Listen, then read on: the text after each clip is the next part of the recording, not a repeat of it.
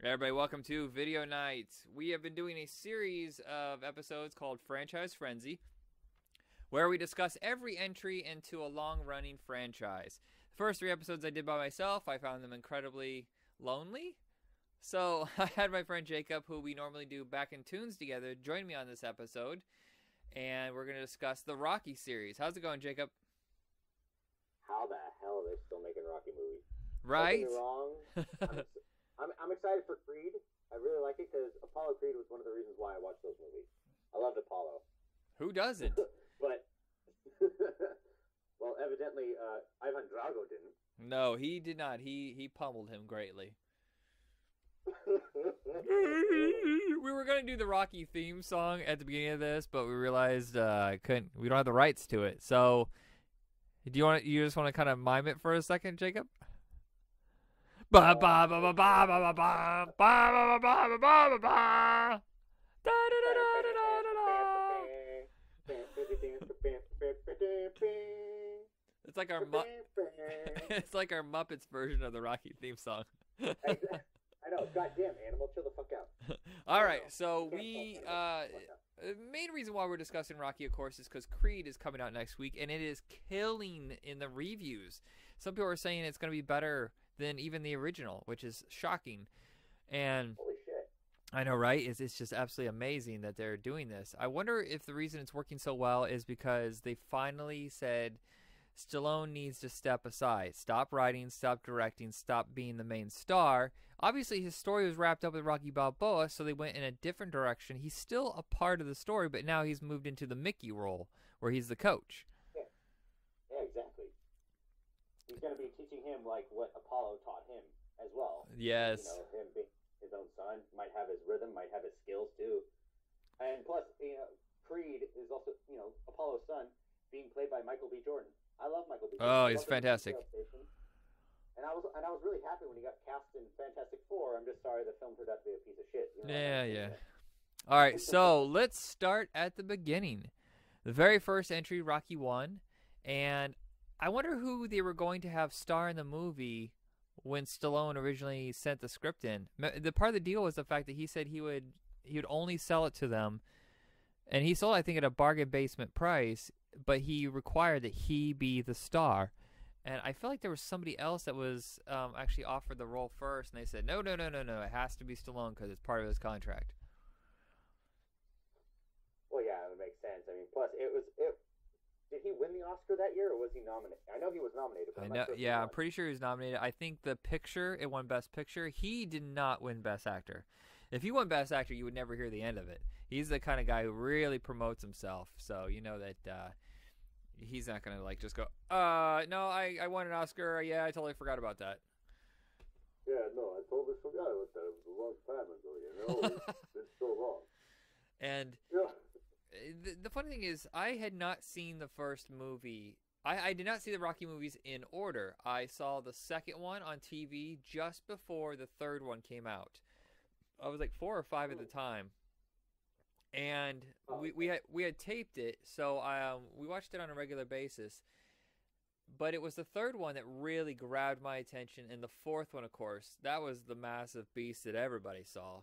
And then I went back and watched the first one. I found a copy at my grandma's house. She owned like 2 movies. One was like a Sesame Street tape for her grandchildren, and then Rocky.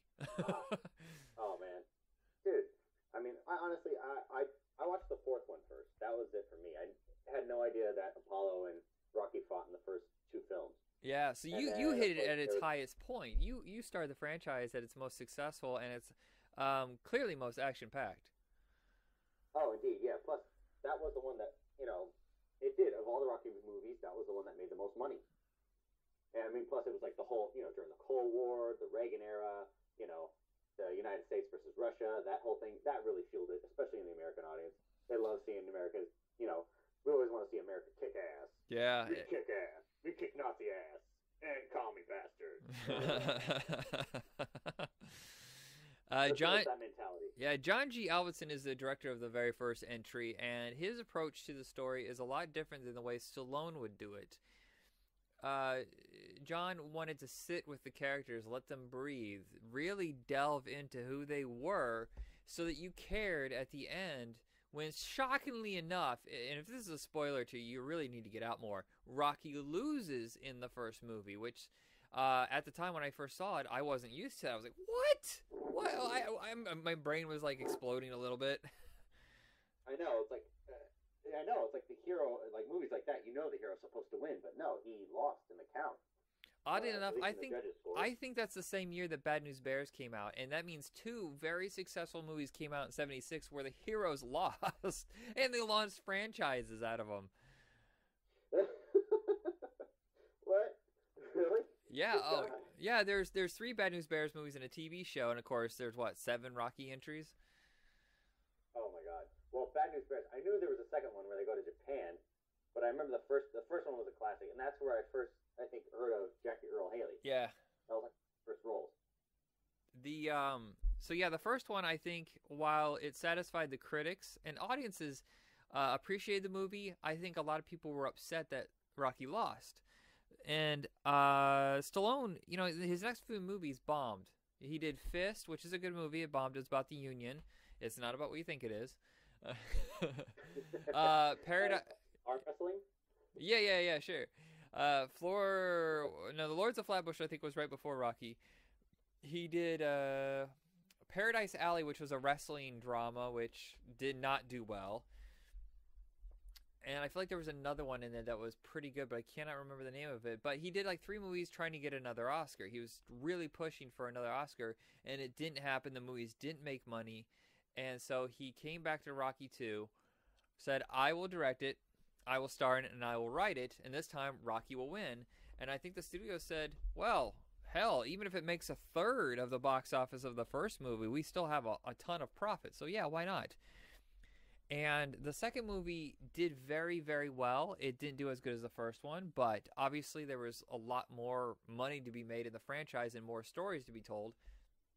But I still remember him taking on Apollo again, and there is a curse with some sequels where they go back to the well of the first one too close. Like Teenage Mutant Ninja Turtles 2, they did not need to have Splinter as the villain. I feel like there's a couple other sequels. What'd I say?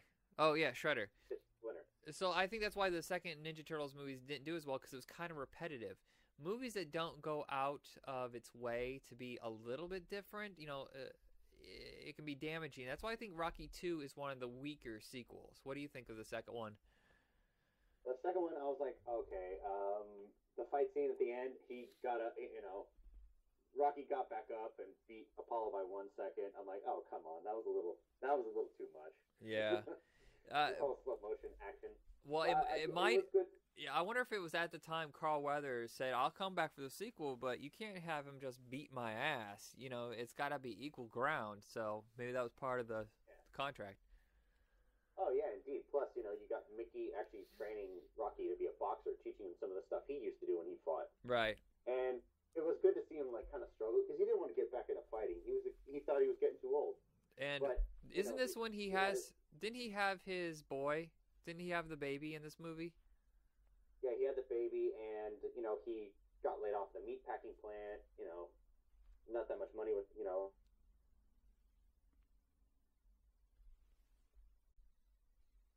Right. He was really struggling for money, and then Apollo Creed was calling him out. Apollo was like, you know what? Right, egos and damage. Everyone thinks he should have won the fight. I'm going to prove that I'm the better fighter and I can still beat him. So I'm going to become an asshole. I can afford it. And lo and behold, that's how the fight happened. It was good to see that kind of, struggle. I mean, learning he couldn't even read. But then again, you kind of get the idea in the first one because he couldn't spell either. Right. He's kind of a simpleton in the beginning. He's just a bruiser. He's doing mob work, light mob work, of course. You don't want to see the guy as a true villain. But, he's hustling people for the money they owe, and he's going to beat them up if not. And seeing how he changes so much, he's still, even through the whole series, he's a very simple guy. He's not too educated. But yeah, it's funny how it alters him, too, because after the second one, he starts getting money. And that really changes him to kind of an ego freak. A little bit, yeah. Because, he's going up against these guys that aren't really contenders. And then part 3, Clubber Lang comes along, Mr. T, I pity the fool. I predict pain. That's my Yeah, favorite boy. line. Yeah, boy. I know, I couldn't help but laugh. Yeah, boy. You look mighty cute in them jeans. He I know, and then, making Mr. T the villain, and he was larger than life, really brings almost a comic book aspect to the franchise. He's a big bad. yeah, pretty much, yeah, I do. I see kind of like this kind of blown up kind of character in a comic book, you know, someone superbly massive. Yeah. Bane. That's how his personality seems to me. You know, it's as big as Bane. I will break you. Like that's how. Wait, no, that's Ivan Drago. Never mind. Rewind. I know. Part 3, not part 4. We're almost there. Right. But yeah, then part 3 comes along, and then you see Rocky training. You know, he's not really giving that much heart into it because he feels like he knows he can beat the guy. Right. But then you see Mickey telling him, you know, just let him, just let him tire himself out after 3 rounds. He's done. He can't do that. He's too big. He's too powerful. You know, but you know, shortly before the fight, we see Mickey get knocked around by Clubber Lang because he tried to start some shit before the fight. That threw Rocky off, and that's what had Rocky lose the fight. Oh man, when Mickey died, I remember that's the first time I think I ever cried at a movie because I didn't understand what was going on. How is this guy that we got so used to, was like a father figure, died? I think my 5-year-old brain was just like, I don't understand. What's death? Yeah, I know. It was a sad moment. And then Apollo Creed decides to step in, and turn him into a better fighter. Yeah, like, that's one of the best training sequences. That's like when the montage started happening. Do you notice that? Like after that movie, it seemed like every 80s movie had a montage. That's called a montage. Ooh, take the montage.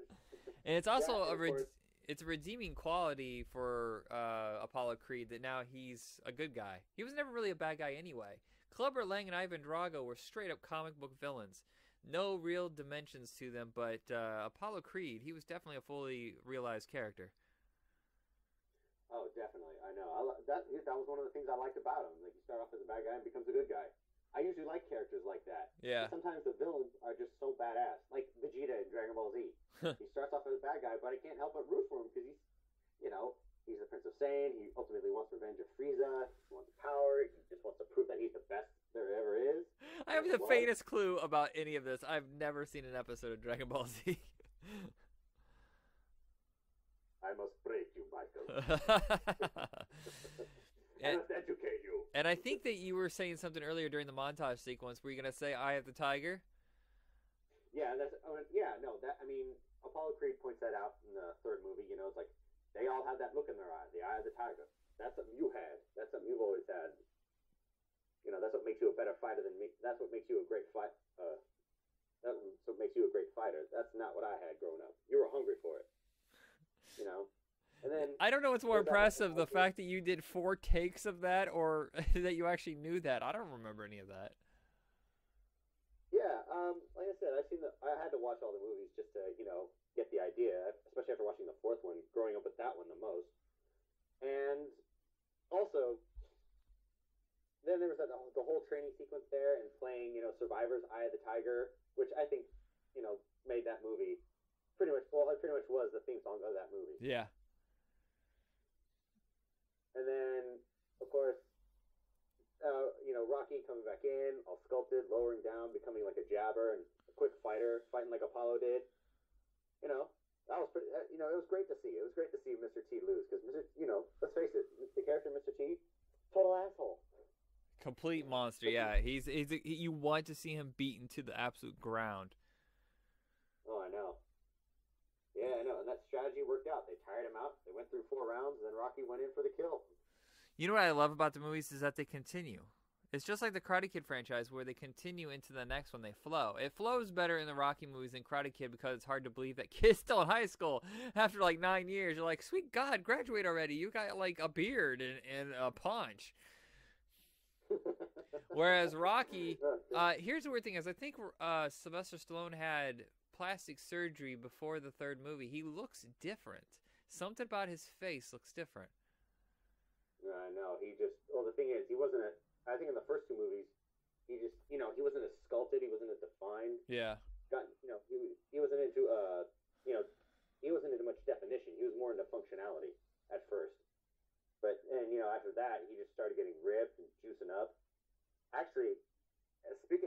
when the fourth one comes along, oh my god, actually, I think during one take, during the fight between Drago and Rocky, during one take, Stallone tells Dolph Lundgren to hit him as hard as he can. He does, and then he ends up in the hospital a few days later. He hit him that hard, and he started internally bleeding. That dude is taking some serious beatings. I mean, he broke his neck on Expendables, for Pete's sake. If you watch his movies now, he can barely move. Oh, I know. I mean, he has to take it easy, Yeah. Shit. It's crazy. He's pushing 70, but still a badass. Yeah. So, and Rocky IV is, like we said, the pinnacle, I think, of the whole series because it's full comic book, but it's also not a bad comic book. The characters are still really well written. And Apollo, we say goodbye to Apollo, and his death is actually, in a way, more tragic than Mickey. Mickey was Rocky's surrogate father, but Apollo was a real father. He was married. His wife was there when he was killed. He was a hero just doing an exhibition fight, just for the fun of it, goofing around. There's James Brown playing. He's got a top hat on. He's just having fun, and he just gets flat out killed. I know. It was pretty brutal. It was so sad to see. I mean, Apollo, he had the jabs, keeping him on edge, kind of keeping his distance. Yeah. Drago comes in with all that power, like a fucking... He's like a straight up brain coming in. Yeah, he's like a walking bulldozer. Anything in his way, he will mow down. Yeah. Tear apart. Speaking of James Brown, that's what brought James Brown back into the spotlight. I mean, he's going through a huge slump, and then he had this one big hit. Yeah. Beautiful sequence. My favorite sequence throughout the entire movie. It's so energetic, just so badass. It's something you're going to hear every 4th of July now. Yeah. Did you ever see the Weird Al parody of that song, "Living with a Hernia"? Yes, I did. I think I watched it last year, and it was when Weird Al was releasing his new album. Right. I ended up looking at a bunch of classics, and then I came across that one, and I'm like, holy fuck. Apparently, that song is off his most unsuccessful album. That album almost destroyed his career. That's a really good song, but he's right. That album sucks. Real quick question about who Rocky was based off of, as far as fighters go. Everyone thinks it was Rocky Marciano mainly because of the name. Right. But no, it was actually based off a fighter called Chuck Wepner, who in a 1975 title fight, went the full 15 rounds with Muhammad Ali. I didn't know that. I always did think it was off Marciano. Yeah, no, I mean, as far as the namesake goes, yeah, there is definitely an influence there from that. The fight between him and Joe Louis. Yeah. Except, Rocky Marciano took down Joe Louis, big time. But Chuck Wepner, the underdog, no one thought he could even last the 15 rounds, but he went the full 15 rounds with the champ Muhammad Ali. And so that was, I think, who it was really based off of. Yeah, besides the Rocky franchise, I think the reason he came back so many times is not just because it was so massive, is that he really didn't have a whole lot of success outside of Rocky. He had Rambo for a short while, but for the most part, it was just Rocky carrying him all those years because if you look at his resume, he had a lot of stinkers, man. That's Whorehouse in Texas with Dolly Parton. Nope. And there was, that was Burt Reynolds. Cobra. You're thinking Burt Reynolds. He was in Rhinestone with Dolly Parton. That's what, Rhinestone. Have you seen Rhinestone? It is insane. He actually thinks he can be successful with the help of Dolly Parton, and they do a song called Drinkenstein where he barely sings. He mangles. It's like he grabs musical. I can't talk. It's like he grabs musical notes out of the sky and just rips them to shreds. I thought I was hearing Igor trying to sing, Frankenstein's sidekick. Yeah, it's awful. I thought it was that bad. Or if Igor and the Hunchback of Notre Dame had a baby, that's probably what his vocals sound like. He did Cobra, which is insanely bad. It's crime is a disease and I'm the cure. And basically it's an hour and a half of him taking down Satanists while eating food. Constantly eating food. It's a very strange movie. That's something I could do. That sounds like me. And then there, kill people and just constantly eat food. Right, and then over the top is the arm wrestling movie, Rocky, but with truckers. That's the one I was thinking of earlier. Oh my god, who makes a movie about fucking arm wrestling? I saw that movie in the theater and I was in love with it. I was like, I'm going to be an arm wrestling champion, not realizing that I weighed like appropriate, you know, like about 4 feathers. I weighed about 4 feathers. That's how I had no muscle, no strength whatsoever. And I was always getting into arm wrestling fights and getting my ass handed to me. But the whole time I'd be like, meet me halfway across the sky. And then my arm would slam to the ground. Oh, pain! Woe is me! Oh, God. Yeah. Oh, man.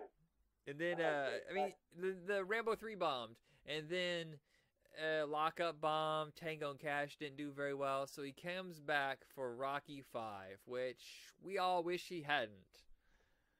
Because, I know, it was the most disappointing of the franchises. Like, he comes up to the top, and then through, you know, some sneaky bullshit lawyer, you know, Paulie, did something really stupid. And then all of a sudden, he pretty much got robbed of all his money. Yeah. The power of attorney, and you know, he gave power of attorney over to his accountant. His accountant took all his assets. Yeah, the franchise then, complete. I kind of get where they were going with it. You know, they brought back the original director, John G. Avildsen. Said, hey, let's take this back to its root. Let's wrap up the series. If anything, we can pass it off to the next generation with what is it, Tommy Gunn. Oh yeah, Tommy Gunn Morrison, who passed away last year. And, you know, basically they said, let's take it back to his streets, you know, and they got rid of all the money. They got rid of all that flashy fame, and there was no big comic book villain. And I think a lot of people were disappointed from that aspect, but also I just think the movie's boring. Yeah, most of it was pretty boring, yeah. But the character of Tommy Gunn, you know, his own product, he turned it into a weapon against him, mainly because of influences like that, what's his name? That big old fight promoter who was based off of Don King. Right, yeah. Don't you know I'll sue you? And Rocky's like, sue me for what? Sue me for what? That's that big old uppercut. I was like, good, no, punch that motherfucker in the mouth. I'm pretty sure everybody wants that to happen to Don King. All that guy cared about, that guy was a shit. All he cared about was the goddamn money. Have you ever seen the Don King movie that was on HBO with Ving Rhames? You're not there anymore, are you? Don King, Only in America? Oh. No, I'm not even sure I want to. Because, you know, oh, no, it's fantastic. Ving Rhames, it just sells it. He makes that guy look like a complete tool, and rightfully so. Well, because he is a tool. Yeah. And I think the biggest problem with the movie is the street fight. I know in theory it makes sense, but from a film watcher's perspective, no, it was so low-key and nothing really happened. But it's partially because Rocky had all that brain damage. Yeah, no, that's why the doctors wouldn't give him the okay to fight, even though Rocky knew that would get him out of his financial trouble. I thought it was kind of cool that he had his son in the movie. You know, it really brought around. It was such the Rocky is the most personal of all of his scripts, and bringing his family into it was a really smart idea. And it's really sad that Sage is gone. I know it was. It was devastating to hear. I mean, that one definitely I think was the most personal too. I think Sylvester Stallone mainly going back to the beginning and bringing his son along. Yeah. You know that. But yeah, dude. Oh shit. I mean, his sister died. I think a few months before Sage died, and oh god, who knows what he's going through. That's horrible. For anybody who is interested, a lot of people think that Sage just did a couple movies and he's been living off his he lived off his daddy's money for a long time, but he didn't. He used his acting money to invest in a small company called Grindhouse Releasing. And what they do is basically find these rare foreign movies, mostly like Italian, Spanish movies. He fixes them up. They would clean them up, and they would just give them elaborate, absolutely wonderful packaging, tons of features, and they would show them in theaters for a while before bringing them to video. Grindhouse Releasing is still going today in honor of him. He runs the company with a friend of mine, Bob Mizorowski. Most people won't know his name, but he was the editor on the whole Evil Dead series, the Spider-Man movies. He won an Oscar for The Hurt Locker, and he uses his money to keep this label open. And they put out, I think, 2 or 3 titles a year. Check out their website. Absolutely wonderful sets that they put together. Some of the movies are insanely gross. I'll say that, but it's called Yeah, it's called Grindhouse Releasing for a reason. So if you're looking for some good stuff that doesn't skip on features or quality of picture and sound, go there. They're amazing. Plus, Sage Stallone was also an independent filmmaker. That's true. I forgot he did that too. Yeah, I think he did a couple movies, if I remember correctly. No, he did. It's on IMDb. You can look him up. Nice. Yeah. Plus, I think also. Oh, and speaking of bringing family into his movies, going back to Rocky IV, he was married to Brigitte Nielsen at the time. Oh, right. That was strange because she was a Schwarzenegger person, you know, part of that team and part of Stallone's team.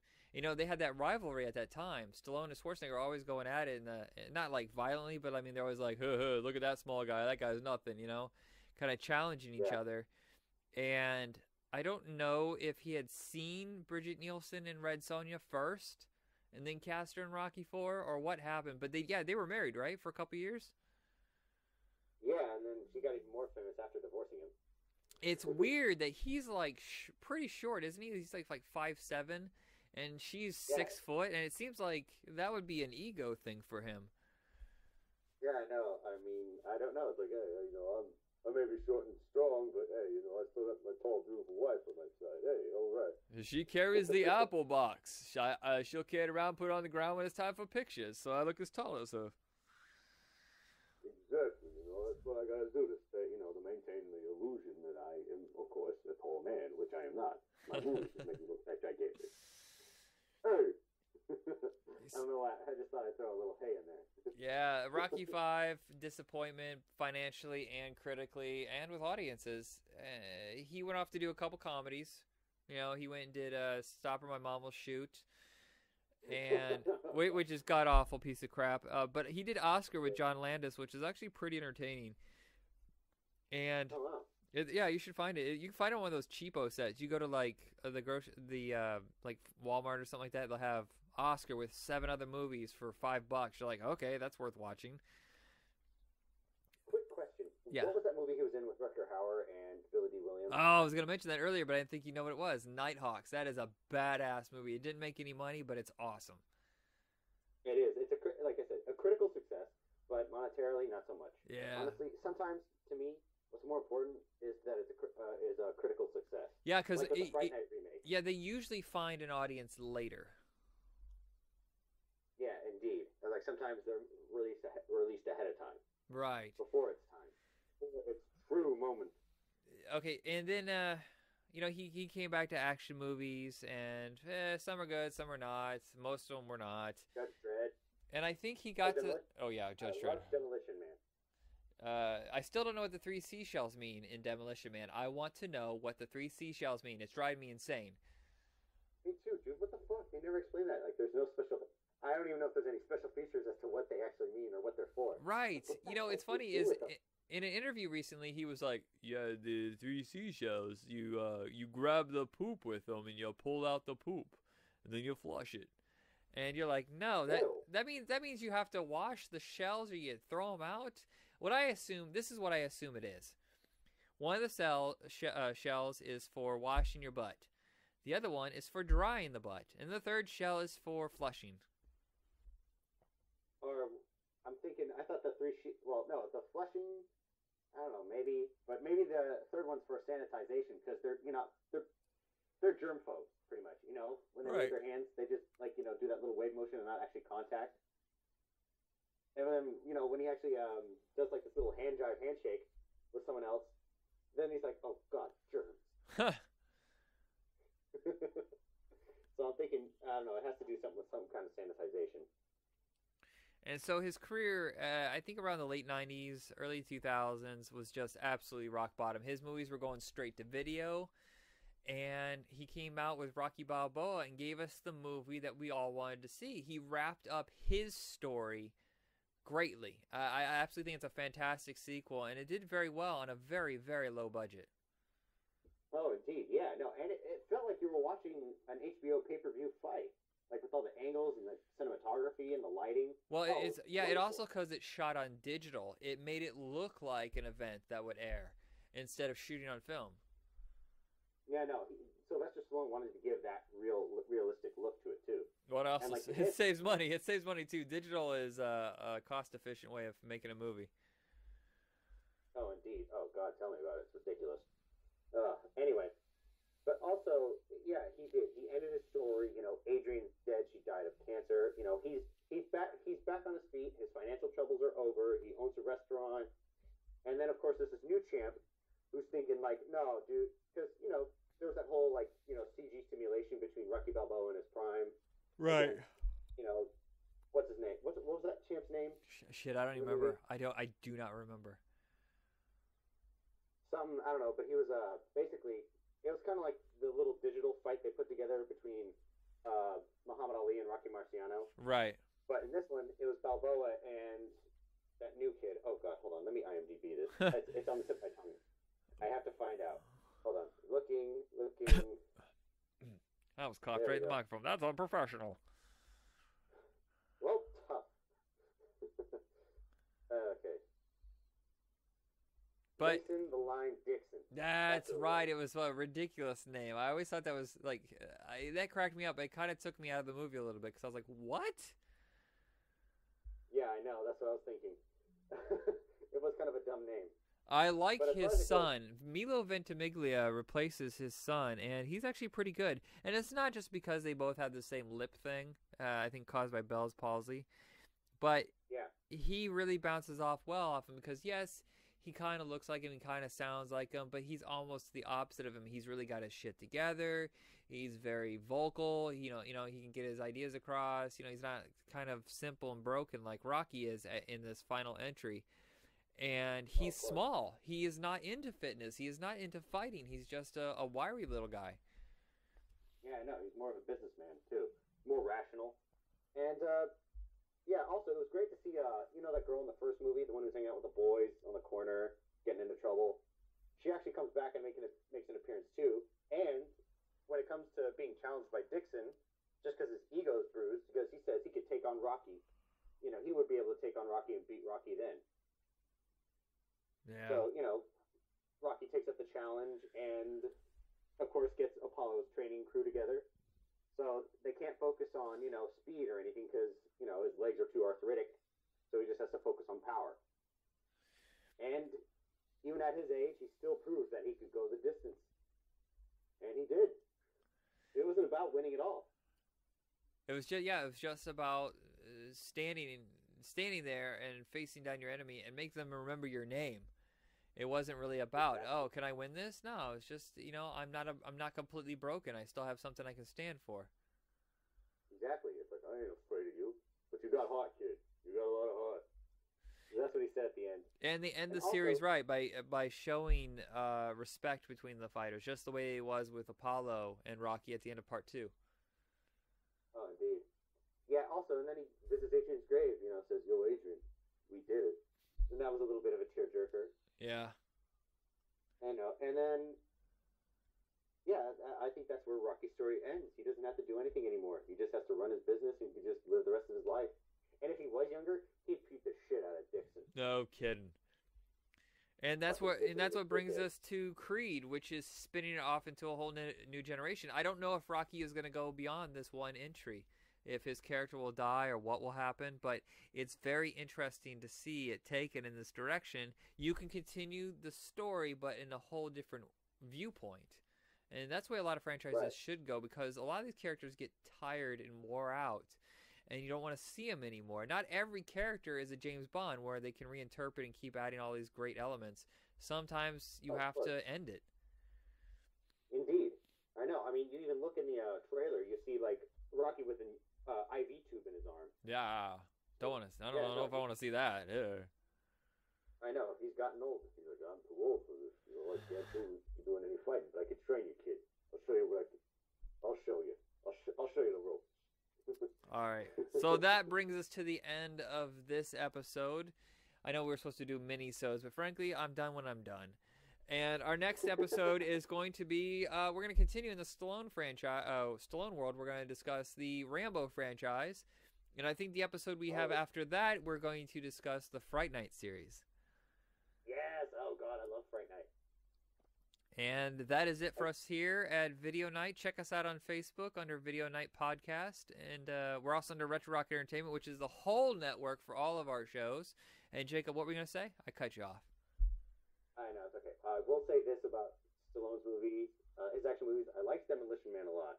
And then Judge Dredd, I actually did. I enjoyed looking at it. You know, It's beautiful. It's beautiful, and it's got a really great score. The production design is very strong, but the story and Rob Schneider, I know, and he made Judge Dredd too comical. It was basically Stallone's kind of interpretation of him.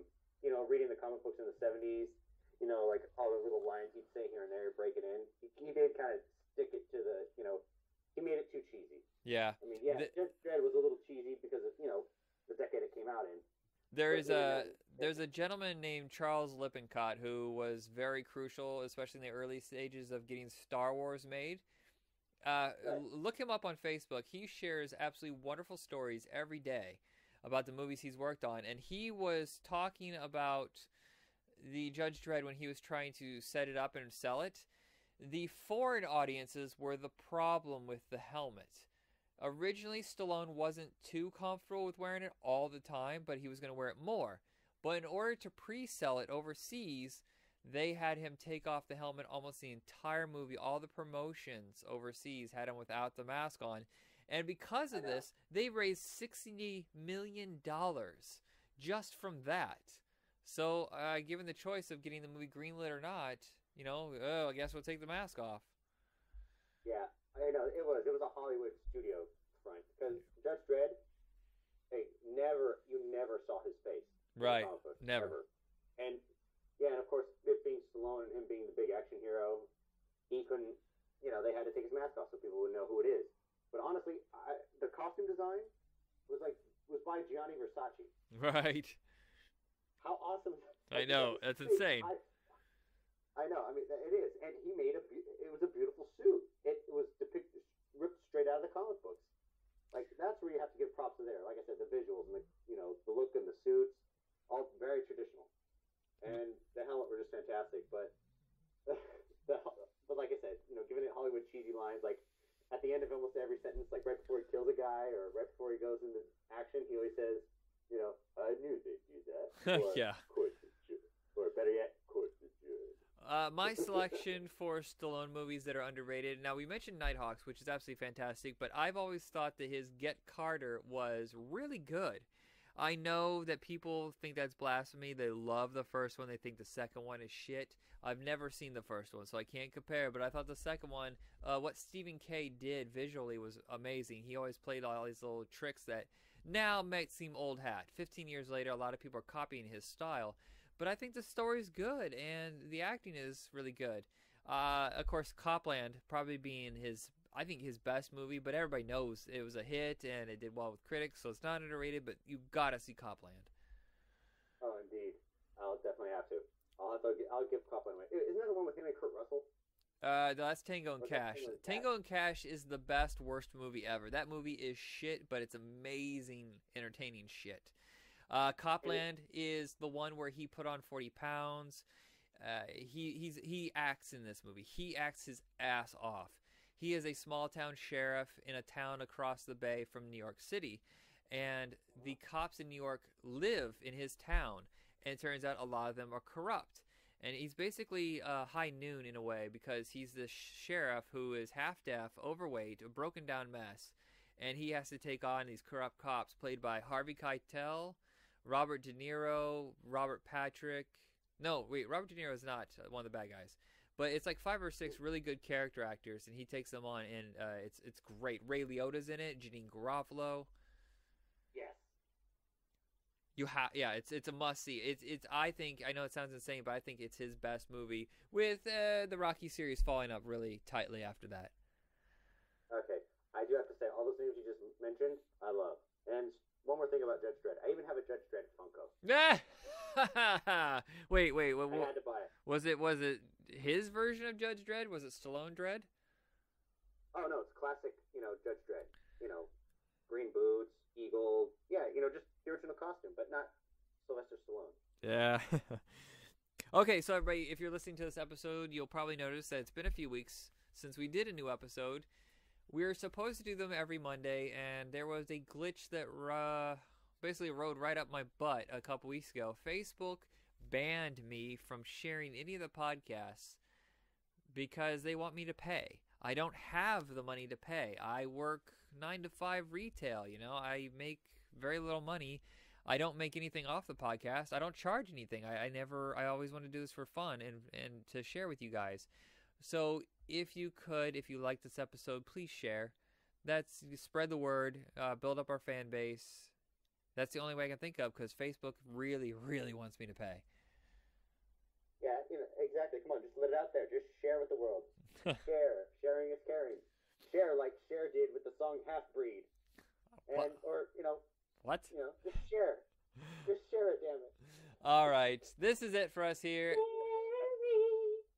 Holy. Well, I think that's blood coming from my ears. Yep, it is. It is blood. I'm sorry. I can't apologize to Frankie Valli. No, I love Frankie Valli. And I think this is time for our big phrases, our catchphrases when we say goodbye. Everybody be excellent to each other. Jacob, thank you for joining me for this episode. Say goodbye to the folks. Oh, man, it's always fun. Namaste and good luck, you guys. Enjoy your evening.